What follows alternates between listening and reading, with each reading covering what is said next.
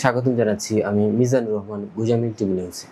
দর্শক, দেশ যাতে গণতান্ত্রিক অবস্থায় ফিরে আসতে না পারে সেজন্য ষড়যন্ত্র চলছে, তারেক রহমান বলেছেন এই কথা। দর্শক, এটি সংবাদ প্রথম আলোতে প্রকাশিত।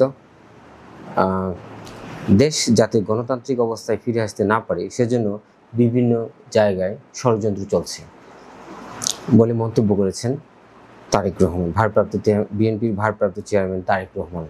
দেশ যাতে গণতান্ত্রিক অবস্থায় ফিরে আসতে না পারে, মানুষের ভোটের অধিকার যাতে বাস্তবায়িত হতে না পারে, সেইটাকেও ভণ্ডুল করে দেওয়ার জন্য কিন্তু বিভিন্ন জায়গায় ষড়যন্ত্র চলছে, ষড়যন্ত্র শুরু হয়েছে।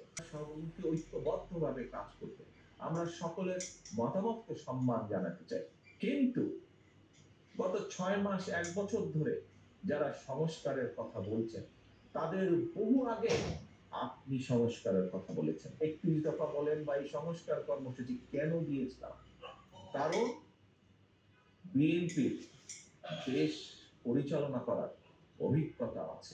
দেশ যাতে গণতান্ত্রিক অবস্থায় ফিরে আসতে না পারে সেজন্য বিভিন্ন জায়গায় ষড়যন্ত্র চলছে বলে মন্তব্য করেন বিএনপির ভারপ্রাপ্ত চেয়ারম্যান জনাব তারেক রহমান। তিনি বলেন, বিএনপি দেশকে এগিয়ে নিয়ে যাওয়ার জন্য পরিকল্পনা করছে, কিন্তু সেই পরিকল্পনা যাতে বাস্তবায়িত না হয়, যাতে ভণ্ডুল হয়ে যায়, সেটা করার জন্য ষড়যন্ত্র চলছে। একই সঙ্গে দেশ যাতে গণতান্ত্রিক অবস্থায় ফিরে আসতে না পারে সেজন্য বিভিন্ন জায়গায় চলছে ষড়যন্ত্র এবং বিএনপির নেতাকর্মীদের ঐক্যবদ্ধ থেকে এসব ষড়যন্ত্র মোকাবিলা করতে হবে। সোমবার বিকেলে নওগাঁ জেলার বিএনপির দ্বিবার্ষিক সম্মেলনে ভার্চুয়ালি যুক্ত হয়ে প্রধান অতিথির বক্তব্যে জনাব তারেক রহমান কথা বলেন। গণ অভ্যুত্থানের মাধ্যমে স্বৈরাচারের পতনের পর এটা এখন দ্বিতীয় পর্ব শুরু হয়েছে উল্লেখ করে তারেক রহমান বলেছেন যে এখন শুরু হয়েছে দ্বিতীয় পর্ব। জনগণের রাজনৈতিক অধিকার প্রতিষ্ঠা করা হচ্ছে দ্বিতীয় পর্ব, আর জনগণের রাজনৈতিক অধিকার প্রতিষ্ঠার প্রথম পদক্ষেপ হচ্ছে নির্বাচন। বর্তমান অন্তর্বর্তীকালীন সরকার ইতিমধ্যে নির্বাচনের সম্ভাব্য দিনক্ষণ ঘোষণা করেছেন। আগামী বছরের ফেব্রুয়ারিতে রোজার আগে হয়তো নির্বাচন অনুষ্ঠিত হবে, কিন্তু এই নির্বাচন যাতে না হয় সেজন্য চলছে নানা ষড়যন্ত্র। এই ষড়যন্ত্র মোকাবেলা করার জন্য দুটি বিষয় খেয়াল রাখতে হবে।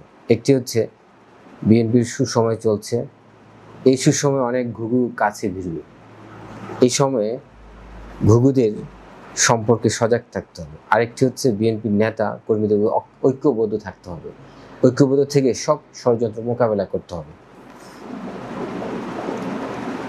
বিএনপিতে ভবিষ্যতে ভোটে জিতে সরকার গঠন করলেও অনেকগুলো চ্যালেঞ্জ মোকাবেলা করতে হবে উল্লেখ করে বিএনপির ভারপ্রাপ্ত চেয়ারম্যান তারেক রহমান বলেন, নির্বাচনের মাধ্যমে জনগণ চাইলে বিএনপি হয়তো ক্ষমতায় যাবে, আর তবে ক্ষমতায় গেলেও বিএনপিকে অনেকগুলো চ্যালেঞ্জ মোকাবেলা করতে হবে। দেশে বহু বেকার রয়েছেন, যাদের একটা কর্মসংস্থানের ব্যবস্থা করতে হবে। এছাড়া কৃষি, শিক্ষা, স্বাস্থ্য সহ অনেকগুলো খাতে বর্তমানে ভঙ্গুর অবস্থা। এসব চ্যালেঞ্জ মোকাবেলা করার জন্য বিএনপি পরিকল্পনা করছে। বিএনপি দেশকে এগিয়ে নিয়ে যাওয়ার পরিকল্পনা করছে, কিন্তু বিএনপির এই পরিকল্পনা যেন বাস্তবায়িত না হয় সেজন্য চলছে ষড়যন্ত্র। তিনি দলীয় নেতা কর্মীদের উদ্দেশ্যে বলেন, দেশের মানুষ আজ বিএনপির দিকে তাকিয়ে আছে। জনগণের আস্থা অর্জন করে আগামী নির্বাচনে জয়ী হয়ে রাষ্ট্র পুনর্গঠনের কাজে হাত দিতে হবে। দর্শক, আসলে ষড়যন্ত্র করছেটা কারা? এখানে জনাব তারেক রহমান বলতে পারবেন যে উনি কাদেরকে মিন করছেন।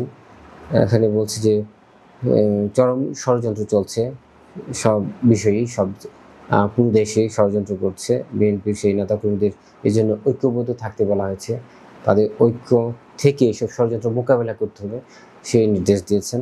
দর্শক, এই পর্যায়ে আমরা ছোট্ট একটি ভিডিও দেখে নিচ্ছি জনাব তারেক রহমানের বক্তব্য সম্বলিত কিছু অংশ।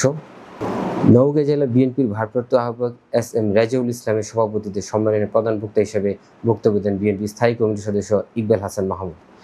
অন্যান্যের মধ্যে বক্তব্য দেন বিএনপির চেয়ারপারসনের উপদেষ্টা ও রাজশাহী বিভাগীয় বিএনপির সমন্বয়কারী বীর মুক্তিযোদ্ধা আব্দুল সালাম, বিএনপির চেয়ারপারসনের উপদেষ্টা লেফটেন্যান্ট কর্নেল অবসর আব্দুল লতিফ খান, কেন্দ্রীয় সাংগঠনিক সম্পাদক রাজশাহী বিভাগ সৈয়দ শাহিন শওকত, সাংগঠনিক সম্পাদক আমিনুর রহমান খান, ওবায়দুর রহমান প্রমুখ।